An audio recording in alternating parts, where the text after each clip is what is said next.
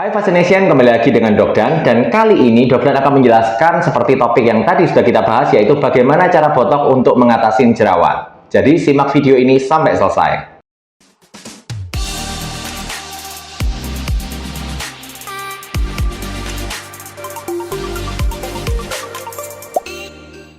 Jadi yang pertama, kita tahu bahwa jerawat itu penyebabnya itu macam-macam. Salah satunya adalah karena produksi minyak yang berlebihan pada kulit. Nah, ternyata kalau minyak ini berlebihan, maka minyak ini akan menjadi makanan dari bakteri dan kemudian akan menghasilkan terjadinya jerawat pada kulit. Artinya, kalau kita dapat mengontrol produksi minyak ini, maka sebenarnya kita juga dapat mengendalikan jerawat. Nah, kemudian apa hubungannya dengan botok? Jadi ceritanya seperti ini. Ketika tubuh kita itu menghasilkan suatu minyak, itu dibutuhkan suatu senyawa yang disebut dengan asetilkolin.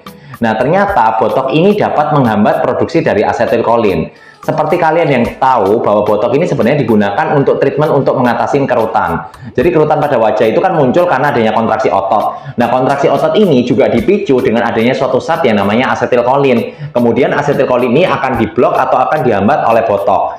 Nah, jadi sebenarnya botok ini kalau misalnya dihubungkan dengan produksi kelenjar minyak tadi, ternyata botok ini juga dapat menghambat asetilkolinnya sehingga produksi kelenjar minyak akan berkurang.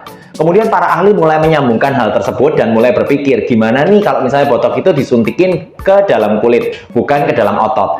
Dan ternyata hasilnya sangat memuaskan, di mana ternyata produksi dari kelenjar minyak akan berkurang. Nah, kemudian sejak saat itu, botok mulai menjadi salah satu pilihan treatment untuk mengatasi jerawat. Nah, tapi ada dua hal yang harus kalian ingat sebelum melakukan treatment ini. Jadi yang pertama, kalian harus ingat bahwa cara kerja botok untuk mengatasi jerawat adalah untuk mengurangi produksi minyak. Artinya, treatment ini hanya cocok untuk kalian yang berjerawat dan kulitnya berminyak. Kalau misalnya kulit kalian dalam kondisi yang kering, kemudian kalian melakukan treatment ini untuk jerawat, maka yang terjadi kulit kalian justru akan tambah kering. Kemudian yang kedua yang harus kalian ingat adalah penyebab jerawat itu bukan hanya karena produksi minyak yang berlebih, tapi bisa juga disebabkan karena adanya bakteri, adanya tumpukan sel kulit mati, atau gaya hidup yang tidak sehat. Nah, oleh karena itu, kalian tidak bisa menggunakan botok hanya sebagai terapi tunggal untuk mengatasi jerawat. Kalian tetap harus menjaga pola hidup yang sehat, tetap menggunakan skincare, dan juga melakukan treatment lainnya seperti peeling, laser, dan lain-lain.